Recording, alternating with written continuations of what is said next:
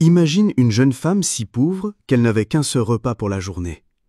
Et pourtant, elle l'a donné à un mendiant, sans savoir qu'il était en réalité milliardaire. Ce n'est pas une légende. C'est l'histoire vraie, profonde et bouleversante d'Aya Doucouré, jeune couturière d'Abobo, Côte d'Ivoire. Une histoire de trahison, d'espoir, de feu intérieur et de renaissance. Prépare-toi, tu ne ressortiras pas le même après cette histoire. Dis-nous dans les commentaires de quel pays tu nous regardes. On veut savoir où cette histoire résonne, jusqu'où elle voyage. Et surtout, abonne-toi maintenant à notre chaîne YouTube, car ici, on raconte les histoires qui parlent au cœur, aux racines et à nos vérités africaines. Abobo, au nord d'Abidjan. Un matin d'harmattan flotte dans l'air, teintant les rues d'un voile ocre. Le sol est rouge, les maisons sont faites de béton teint parfait, les tôles cristent au vent comme les soupirs d'un monde fatigué. Dans cette partie oubliée de la vie se lève à la force des bras, des cris de femmes au marché, du parfum du pain chaud et des moteurs de taxi-compteurs. Aya Doucouré se réveille dans une pièce de 10 mètres carrés. Un matelas posé à même le sol, une bassine d'eau tiède, un miroir cassé accroché par un clou rouillé.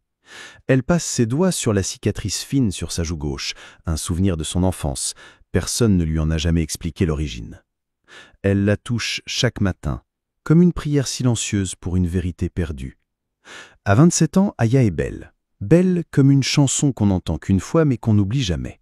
Elle porte ce matin un pagne wax noué avec soin, dont les couleurs bien qu'usées chantent la fierté. Elle sort discrètement, son seau sur la tête, esquivant les voisins bavards, les regards insistants, les chiens errants. Elle est couturière à mi-temps, dans une boutique où le patron passe plus de temps à lui faire des remarques sur son regard trop triste qu'à payer son salaire en temps et en heure. Elle est aussi serveuse le soir, dans un maquis de la rue Princesse, où les clients la comparent à une actrice de Nollywood, mais jamais ne lui parlent de ses rêves. Et pourtant elle en a, des rêves. Un petit atelier à elle, où elle ferait des vêtements inspirés des tenues de sa grand-mère. Une maison pour sa mère, à Yamoussoukro. Un jour de repos sans inquiétude. Un simple bol de riz sans devoir choisir entre manger ou donner. Ce jour-là, elle n'a qu'un seul repas, un bol de attiéké et poisson fumé, offert par sa voisine Fanta, qui sait que Aya n'a rien gagné cette semaine. Elle s'assoit sur une marche, dos au mur du bâtiment, prête à manger quand elle aperçoit un vieillard sale, effondré contre un poteau en bois. Ses yeux sont vides, ses jambes tremblent. Il ne demande rien, ne lève même pas la tête. Il est là, brisé. Aya regarde son plat, puis lui. Et sans rien dire, elle se lève, marche vers lui, s'agenouille et pose le bol devant lui. Il lève enfin la tête. Le regard se croise. Le sien est rempli d'eau. Le sien, elle, d'une douleur familière, celle de savoir ce que c'est d'avoir faim sans demander. Aya se relève et s'en va sans un mot. Elle a toujours été comme ça. Elle donne sans attendre, même quand elle n'a rien. Ce qu'elle ignore, c'est que ce vieillard n'est pas ce qu'il semble être, et que ce geste va faire basculer sa vie. Le lendemain, le quartier d'Abobo s'éveille avec une tiédeur étrange. L'air est lourd, comme s'il portait un secret. Les gens parlent doucement, regardent autour d'eux avec suspicion, et même les habitués du maquis chez Tanti Rose semblent moins bruyants. Une rumeur flotte, une chose rare dans ce quartier, car ici, les nouvelles voyagent plus vite que les mototaxis. Aya, elle, se lève tard. Son estomac vide crie, mais son cœur est léger. Elle se souvient encore du regard de l'homme d'hier. Un regard sans mots, mais qui disait merci plus fort que n'importe quelle prière. Elle pense à lui. A-t-il mangé le bol jusqu'au bout? A-t-il retrouvé des forces? Où est-il maintenant? Mais ce qu'elle ne sait pas, c'est que cet homme n'a jamais vraiment quitté le coin. Un homme étrange frappe à la porte. Vers midi, alors qu'elle lave sur seul pagne propre, quelqu'un frappe à la porte de sa pièce. Elle sursaute. Personne ne vient jamais chez elle sans prévenir. Elle essuie ses mains, ajuste rapidement son pagne et ouvre. Un homme se tient là. Un chauffeur. Costume impeccable, voiture noire garée au bout du chemin de terre. Un contraste si choquant qu'un petit attroupement commence déjà à se former derrière lui. « Mademoiselle Aya Doucouré ?» demande-t-il poliment. Elle hésite, puis hoche la tête. « Mon employeur souhaiterait vous parler. C'est important. Il m'a expressément demandé de vous amener à lui, immédiatement. » Son cœur bat soudainement plus vite. Elle recule d'un pas. Elle pense à un piège, à une erreur, à quelque chose de louche. Elle n'a jamais quitté Abobo, encore moins dans une voiture de luxe. Je ne vous connais pas, monsieur, et je ne suis pas habillé pour aller où que ce soit. Le chauffeur sourit doucement, presque comme s'il avait prévu sa réaction. Il a dit de vous dire ceci. Un bol partagé vaut 1000 royaumes non partagés. Il a dit ça ? Demande-t-elle, stupéfaite. C'était ce qu'elle avait dit, en souriant, au vieil homme, sans penser qu'il l'écoutait vraiment. Le départ vers l'inconnu. Un quart d'heure plus tard, elle est assise dans la voiture. Elle n'a rien pris avec elle. Pas même ses clés. Une partie d'elle sait qu'il n'y aura pas de retour immédiat. La voiture roule, traverse des quartiers qu'elle ne connaît que de nom, Cocody, deux plateaux, rivière à golf. Le paysage change, les rues sont propres, les murs sont hauts, les grilles sont électriques. Tout lui paraît étranger, presque irréel. Ils arrivent devant une villa. Pas une maison.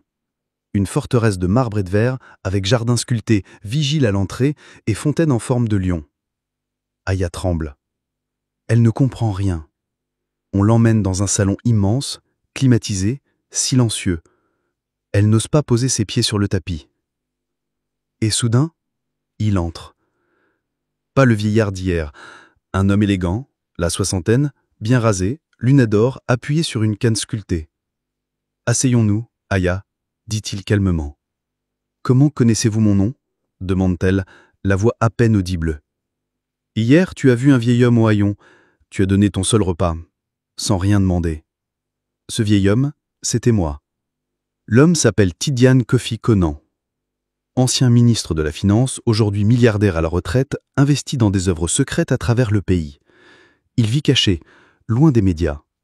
Depuis 2 ans, il fait une expérience humaine étrange. Il se déguise en mendiant, arpente les rues les plus pauvres du pays, observant les réactions des gens face à la misère. Il dit qu'il n'a jamais vu un geste aussi pur que celui d'Aya. Tu n'as pas donné un repas, tu m'as donné ta dignité, et tu m'as offerte la tienne sans honte. C'est ça, la richesse que je cherchais. Il se lève, pose sur la table un dossier épais. Elle l'ouvre. Dans le dossier, il y a un contrat de formation complète en haute couture à Paris, une bourse logement, un compte bancaire à son nom déjà crédité de 5 millions de francs CFA, un passeport neuf, une promesse. Ta vie commence aujourd'hui et elle ne dépendra plus jamais de la pitié. Aya est figée, le cœur lourd. Elle veut parler, refuser, pleurer, hurler. Elle ne sait pas si c'est un piège, une farce divine ou un rêve. Mais une chose est certaine, le monde ordinaire est derrière elle. Le 3e jour, l'orage menaçait au loin. Des nuages lourds s'amoncelaient sur la lagune, et dans l'air, une tension électrique flottait, pas seulement climatique, mais presque symbolique.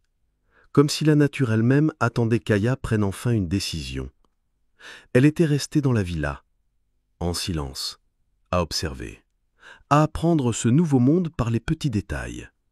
Comment les rideaux réagissent à la brise, comment les servantes évitent son regard, comment les murs sont peints sans fissure. Mais surtout, comment Tidiane Conan ne lui impose rien. Ce matin-là, il l'invite dans sa bibliothèque personnelle. Une pièce immense, bois sombre, livres du sol au plafond, objets d'art africains partout et surtout des photos. Beaucoup de photos. Aya marche lentement entre les étagères. Elle s'arrête devant une image encadrée. Un petit garçon, les genoux pleins de boue, un grand sourire. Tidiane s'approche. « C'est moi, en 1962. Mon père m'avait battu parce que j'avais offert nos derniers œufs à un lépreux. »« Il t'a puni ?» murmure-t-elle. « Oui, mais ce jour-là, j'ai compris que la bonté a un prix. Et j'ai décidé que je serais riche un jour, pas pour m'enfuir, mais pour que plus personne ne me batte pour ma compassion. » Aya le regarde, pour la première fois sans méfiance. Quelque chose dans ses yeux résonne avec elle. Ce n'est plus un vieil homme riche, c'est un survivant. Il l'invite à s'asseoir. Devant elle, il pose un carnet. « Écris-moi la chose la plus injuste qu'on t'ait faite. » « Pourquoi ? » « Parce que tu ne peux pas porter une robe si tu refuses d'enlever tes haillons. » Aya hésite. Puis, lentement, elle prend le stylo. Et elle écrit tout. L'agression dans la ruelle à 16 ans, le vol de son salaire par son propre oncle, L'amour trahi par l'homme qu'elle croyait sincère. L'humiliation devant ses clients quand on l'a traitée de voleuse pour un tissu manquant. Les mots sortent comme un fleuve noir. Elle ne s'arrête plus. Quand elle relève la tête, Tidiane n'a rien dit. Il prend le carnet, le lit en silence, puis le referme. Tu es plus forte que ce que tu crois et plus brisée que ce que tu montres. Alors pourquoi moi? Pourquoi m'aider? Parce que tu as choisi de partager dans la douleur. Tu m'as sauvé sans savoir que tu te sauvais toi-même. Il l'emmène ensuite dans une petite pièce à part. Rien qu'un grand miroir et une robe. Une robe en wax ivoirien, simple, élégante, comme celle qu'Aya dessinait dans ses cahiers quand elle était petite. Et celle-là, ce n'est pas un cadeau, c'est un uniforme. Un uniforme pourquoi? Pour devenir celle que tu aurais été si personne ne t'avait jamais fait de mal. Aya entre dans la pièce, referme la porte, se regarde. Elle ne se reconnaît pas. Elle ne voit pas seulement une femme bien habillée, elle voit une silhouette droite, un regard clair, une voix qui commence à renaître. Avant de sortir, Tidiane lui tend une valise, pas remplie d'argent, mais de matériel de couture professionnel. Fil, ciseaux japonais, tissu rare, carnet de croquis vierge. Je t'envoie à Grand Bassam demain, pas à Paris tout de suite. Là-bas, tu commenceras avec une vieille amie à moi. Une femme rude, elle ne t'aimera pas, mais elle te transformera. Aya prend la valise. Cette fois, elle ne tremble pas. Elle sort de la pièce, croise un miroir. Elle s'arrête et sourit. Elle n'a pas encore franchi le seuil du monde nouveau, mais elle est enfin prête à en pousser la porte. La pluie tambourinait sur le toit de la villa. Pas une pluie violente, mais une pluie constante, rythmée, presque apaisante.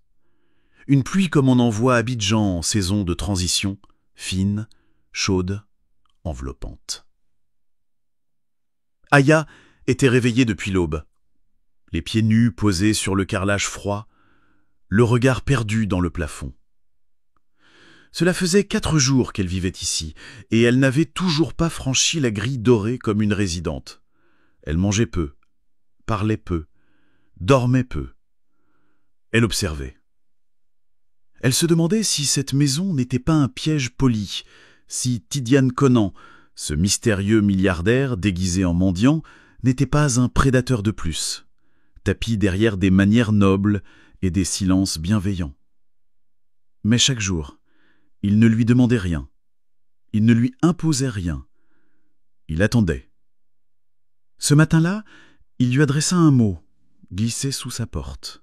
« Rejoins-moi dans la bibliothèque à 10h. Viens sans peur. Nous avons à parler du passé avant de construire ton futur. » La bibliothèque. Le mot vibrait comme une promesse. Aya s'y rendit sans bruit. Ses pas résonnaient sur le marbre. La porte était entrebâillée, elle entra. La pièce était vaste, chaleureuse. Un autre monde. Des étagères pleines de livres reliés, des sculptures baoulées, des masques anciens accrochés au mur, des odeurs de cuir, de vieux papier et de cannelle. Tidiane était là, assis dans un fauteuil de rotan, entouré de lumière douce. Il ne portait ni canne, ni costume ce jour-là, juste un boubou crème, simple, ample, presque monacal. « Assieds-toi, Aya. Ce n'est pas un interrogatoire, c'est un miroir. » Sur la table basse, un carnet vierge, un stylo doré. « Je veux que tu m'écrives la blessure que personne ne voit, pas celle sur ta joue, celle qui est derrière tes silences. » Aya resta immobile. Il la fixait, sans pression, sans chaleur excessive, juste présent. Elle prit le stylo, lentement, mais elle écrivit. Elle écrivit l'enfant qu'elle avait été, pleine de promesses, que la pauvreté avait lentement éteintes. Elle écrivit la honte de ne pas pouvoir finir ses études, le jour où elle avait cousu une robe pour une cliente qui n'avait jamais payé, le soir où elle avait eu faim et qu'elle avait volé un morceau de pain, puis pleuré toute la nuit. Elle écrivit les humiliations subies dans le silence, les mains qui se posaient sans autorisation, les regards des hommes mariés, les « tu es trop belle pour ton quartier ». Quand elle releva la tête, ses larmes étaient tombées sur la page. Tidiane ne dit rien. Il prit le carnet, le referma doucement. « Tu viens de faire plus qu'écrire. Tu viens de recoudre une partie de ton âme. » Il se leva, s'approcha d'une commode, en sortit une boîte plate, de cuir usé par le temps. Il la posa devant elle. « Ouvre. » Elle obéit. À l'intérieur, des outils de couture, mais pas n'importe lesquels. Des ciseaux japonais, une bobine d'or, des épingles anciennes, des mètres enroulés avec précision, des tissus venus d'Afrique de l'Ouest, soigneusement pliés, des motifs oubliés. Ils appartenaient à ma sœur. Elle était styliste, comme toi. Elle est morte dans un accident à Bouna. Elle rêvait de former une jeune femme comme elle. Elle ne l'a jamais pu. Je crois que tu es peut-être la continuation de ce rêve. Aya était muette, écrasée par le poids de cette transmission. Je vais t'envoyer à Grand Bassam, chez Mère Kwasi. Elle est rude, ancienne styliste venue gardienne d'un atelier oublié. Elle t'enseignera ce que je ne peux pas. Le feu, la rigueur, le détail. Avant qu'elle ne réponde, il lui tendit un vêtement. Une robe. Mais pas n'importe laquelle, une robe cousue à la main, aux motifs tissés d'histoire, les symboles Akan brodés dans le robe, des oiseaux, des baobabs, des soleils sous champs, un chef-d'œuvre de simplicité et de puissance. Essaye-la. Elle alla dans une pièce attenante, elle se changea. Et quand elle se vit dans le miroir, elle ne se vit pas riche, elle se vit libre. Libre de ses lambeaux, libre de ses peurs, libre de sa condition. La phrase du mentor. Quand elle sortit, Tidiane sourit légèrement. Te voilà. Pas la fille d'Abobo, pas la serveuse, pas l'enfant blessé.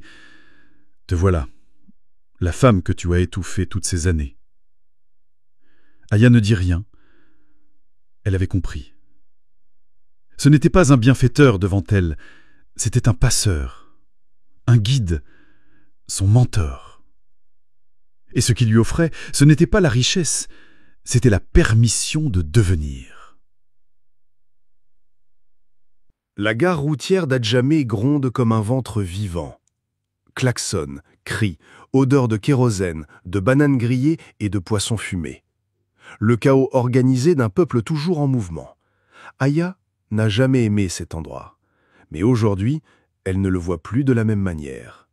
Elle porte sa robe wax offerte par Tidiane, simple, sobre, mais ajustée à son corps comme si elle l'avait attendue toute sa vie. À son épaule, une valise modeste contenant quelques vêtements, ses nouveaux outils de couture et une enveloppe scellée. À remettre à Mère Kwasi en main propre. Elle ne regarde pas en arrière, elle ne cherche pas les visages familiers. Elle sait que ceux qu'elle laisse derrière ne comprendront peut-être jamais pourquoi elle part sans prévenir, sans explication. Mais elle ne part pas pour fuir, elle part pour renaître. Le car pour Grand Bassam est vieux, les sièges sont déchirés, l'odeur est forte. On entasse des sacs de charbon, des cajots de légumes, des valises bancales. Aya monte à bord, s'assied à la fenêtre.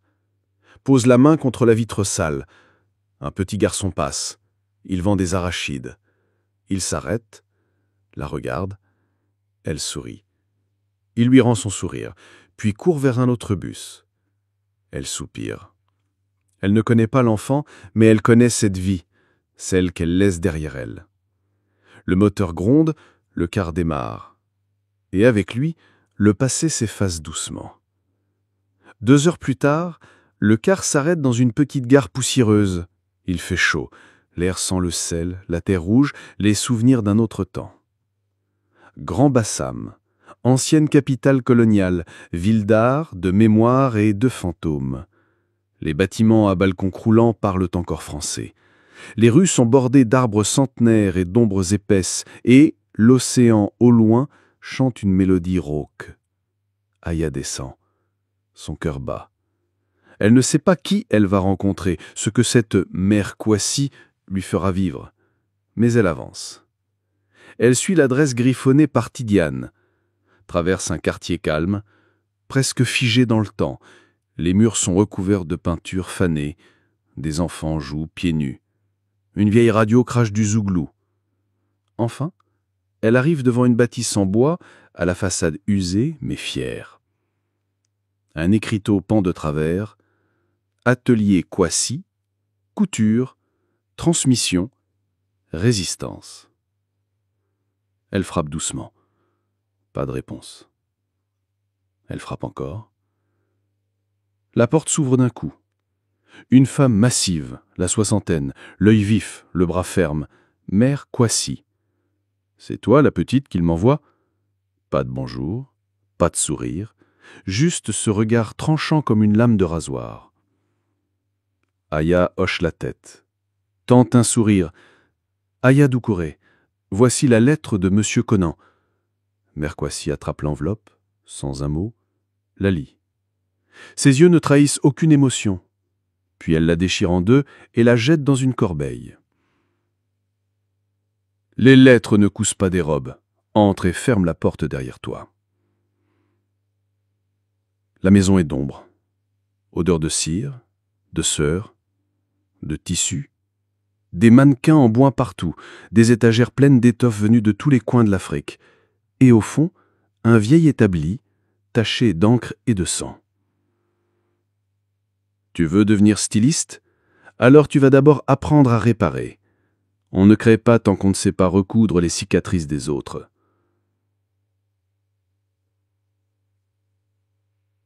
Aya est jetée dans le bain sans préparation. Son premier exercice, repriser un boubou troué, vieux de 30 ans, sans changer sa coupe. Elle n'y arrive pas. Elle tremble. Elle pique mal. Elle se pique les doigts. Mère Kwasi l'observe. Tu as des mains trop tendres et un regard trop propre. La couture ne c'est pas une danse, c'est une survie. Aya dort dans une chambre sans lumière, sur un lit grinçant. Un ventilateur qui ne tourne plus. Elle est exténuée. Douleur au dos, aux doigts, au cœur. Mais ce soir-là, alors que tout son corps lui hurle d'abandonner, elle ne pleure pas. Elle repense à son ancien monde, et elle comprend qu'elle a franchi un seuil qu'elle ne pourra plus jamais repasser. Elle n'est plus une fille qui rêve, elle est une femme qui forge. Les jours à Grand Bassam s'étaient mis à suivre un rythme brutal. Pas de réveil, pas de programme écrit, juste les cris de Mère Kwasi à l'aube. « Debout, fil de coton! Si ton rêve dort plus que toi, il finira cousu par quelqu'un d'autre. » Aya, chaque matin, se levait le corps douloureux, et chaque soir s'endormait le cœur fêlé. L'atelier n'était pas un lieu d'inspiration, c'était un champ de bataille. Recoudre des chemises déchirées à la main, sans machine. Identifier un tissu uniquement au toucher. Reproduire des motifs à camp millimétriques sur des wax anciens. Nettoyer les planches de travail à la brosse de coco, à genoux. Le soir, elle devait lire à haute voix des manuels de coupe en français ancien devant Mère Kwasi et d'autres jeunes femmes en formation qui riaient souvent de son accent tremblant ou de ses erreurs de mesure. Aya doutait. Elle doutait de son talent, elle doutait de sa place ici. Elle doutait même de Tidiane parfois, se demandant s'il ne s'était pas trompé de fille. Mais quelque chose la retenait, une force intérieure encore mal définie, un feu invisible qui refusait de s'éteindre. Parmi les élèves, une seule ne riait jamais d'elle. Djeneba. Grande, silencieuse, peau d'ébène mat, regard fuyant, elle cousait comme on prie, lentement, avec foi. Elle ne parlait pas beaucoup, mais ses gestes disaient assez. Un soir, après une journée particulièrement rude, Aya s'écroula derrière l'atelier, les yeux pleins d'amertume, les mains rouges. Le fil s'était cassé au moment de finir une robe d'essai. Djeneba s'approcha. s'assit à côté d'elle, sortit une pommade aux plantes de son sac. « Tu ne réussiras jamais si tu veux plaire à Mère Kwasi. Alors pourquoi suis-je là ?» soupira Aya. « Pas pour lui plaire, pour lui survivre. » Geneba lui massa doucement les paumes. Ce fut le premier contact humain sincère depuis son arrivée. « Elle ne nous apprend pas à coudre, elle nous apprend à encaisser et à se relever. Regarde bien. Elle donne des coups, mais elle guette aussi qui tient encore l'aiguille. » Une ennemie masquée. Mais tous les visages n'étaient pas bienveillants. Clémentine, élève avancée, s'était rapidement sentie menacée par la « fille du milliardaire », comme elle appelait Aya avec mépris. « Tu crois qu'un wax coûte juste de la sueur? Tu crois qu'ici on va t'applaudir parce que tu as un beau visage ?» Clémentine était vive, technique et admirée de toutes. Elle avait cousu la tenue du préfet lors de la fête de l'indépendance, mais elle portait en elle la jalousie brûlante de ceux qu'on n'a jamais choisis. Un jour, elle trafiqua le fil de la machine qu'utilisait Aya, provoquant une coupure et l'échec d'un travail d'évaluation. Mère Kwasi entra en furie. « Si tu saignes plus que tu couds, retourne vendre des beignets. » Aya ne se défendit pas. Elle encaissa. Mais nota le regard froid de Clémentine, trop satisfait pour être innocent. Une semaine plus tard, un défi fut lancé. Créer une robe à partir de chutes de tissu, sans croquis, en une nuit. Le thème, résistance. Tout le monde se mit à couper, dessiner, repasser, ajuster. Clémentine travaillait vite, les autres s'agitaient. Aya, elle, s'assit seule, ferma les yeux. Elle repensa à sa vie, à sa mère, à Abobo, à la faim, à Tidiane, à Djeneba, à son propre corps, si souvent blessé par les autres, mais toujours debout. Et elle se mit à coudre. Pas pour gagner, mais pour dire la vérité. Le lendemain, sa robe n'était pas la plus belle, mais c'était une œuvre vivante. Des morceaux mal assortis, des coutures visibles. Mais sur chaque pan, un symbole Akan brodé de ses mains, racontant une blessure personnelle, transformée en puissance. Mère Kwasi ne dit rien, mais elle s'approcha, toucha du doigt une couture, ferma les yeux. « Tu as cousu avec ton sang. C'est ça ton fil rouge. » Cette nuit-là, Aya dormit profondément pour la première fois depuis son arrivée. Elle rêvait non plus de fuite, mais de construction. Elle n'avait pas encore gagné, elle n'était pas encore prête. Mais elle n'était plus seule. Et surtout, elle n'était plus une élève. Elle était une apprentie du réel. Le soleil se couchait lentement sur Grand Bassam, étirant les ombres le long des ruelles poussiéreuses. L'atelier Kwasi semblait suspendu dans le temps, plus calme qu'à l'habitude. C'était la veille d'un événement important, le concours régional des jeunes créatrices, organisé à Abidjan. Mère Kwasi avait reçu une invitation pour y envoyer une seule apprentie, un seul nom à inscrire. Tout le monde dans l'atelier savait que Clémentine attendait ce moment depuis 2 ans. Elle cousait vite, brillait fort et faisait du bruit avec ses ambitions, mais cette fois-ci, un murmure circulait. Aya pourrait être choisie. Mère Kwasi ne dit rien. Elle observa comme toujours, mesura les gestes, les silences, et à la fin de la journée, elle rassembla les élèves. Demain, une seule d'entre vous représentera cet atelier, et ce ne sera pas celle qui fait des robes, ce sera celle qui s'est cousu un cœur nouveau. Et sans lever la tête, Aya Doucouré, prépare-toi, tu pars à l'aube. Le silence fut glacial. Même Djeneba, pourtant loyale, baissa les yeux, prise entre admiration et peur du drame qui allait suivre. Clémentine, elle, ne dit rien. Mais son regard était une promesse. Cette nuit-là, Aya ne dormit pas. Elle prépara sa tenue pour le concours, une robe inspirée des veuves Akan, faite de noir profond et de broderies ivoiriennes représentant le cycle de la vie et de la renaissance. Elle y cousait tout ce qu'elle aurait appris, la douleur, la patience, l'héritage. À 4 heures du matin, elle déposa la robe dans sa housse, soigneusement pliée, prête à partir. Mais lorsqu'elle descendit dans l'atelier au lever du jour, la robe avait disparu. Housse vide, portant renversé. Aucune trace. Panique, main tremblante. Aya chercha partout, retourna les tissus, appela à voix basse, rien. Puis elle vit une pièce de wax noir brûlée dans la corbeille. Et là, la douleur la frappa dans le ventre. Pas comme une peur, comme un deuil. Clémentine. Elle avait attendu, elle avait regardé, et elle avait frappé là où le silence blessait le plus. Aya s'assit sur le sol froid de l'atelier.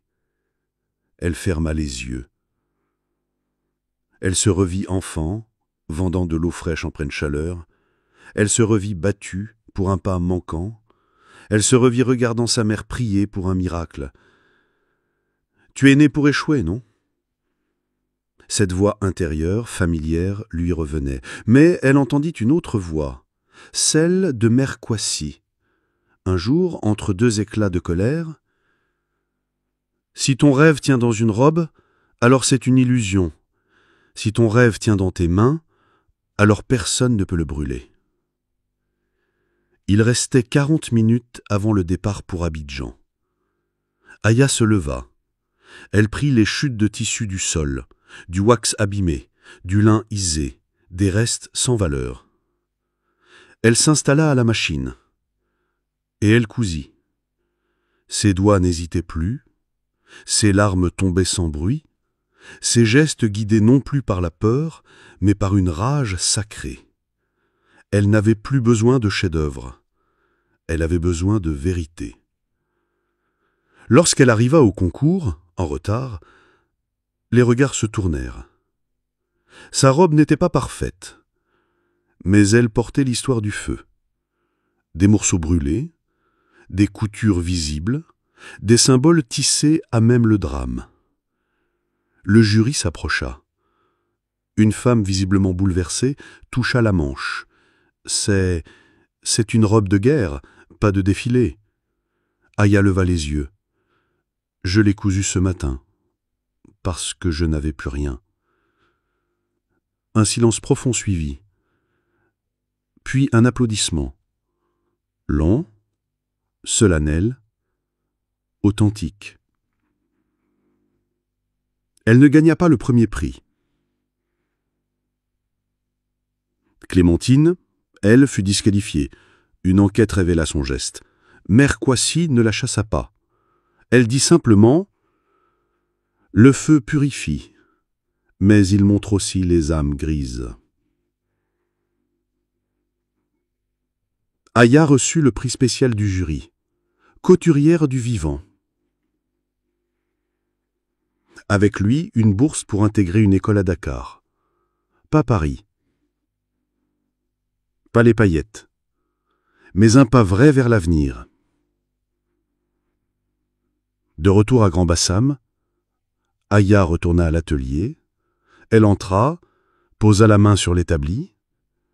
Djeneba l'attendait. « Tu es devenue plus que couturière. »« Non, dit Aya avec un sourire fatigué. Je suis devenue moi. » Et cette nuit-là, elle dormit comme un nouveau-né. Pas parce qu'elle avait tout gagné, mais parce qu'elle avait survécu à elle-même. Merci d'avoir suivi l'histoire bouleversante d'Aya Doucouré jusqu'à la dernière séance. Un récit de trahison, renaissance et dignité né en Côte d'Ivoire, mais qui parle à toutes les âmes du monde. Toi qui nous regardes, dis-nous en commentaire, de quel pays nous regardes-tu ? On veut connaître ton coin du monde, ta culture, ton regard. Et surtout, si tu veux plus d'histoires puissantes, vraies, ancrées dans nos réalités africaines et universelles, abonne-toi à notre chaîne YouTube. Active la cloche, invite tes amis et reste avec nous pour d'autres voyages émotionnels inoubliables. À bientôt pour une nouvelle histoire. Et n'oublie jamais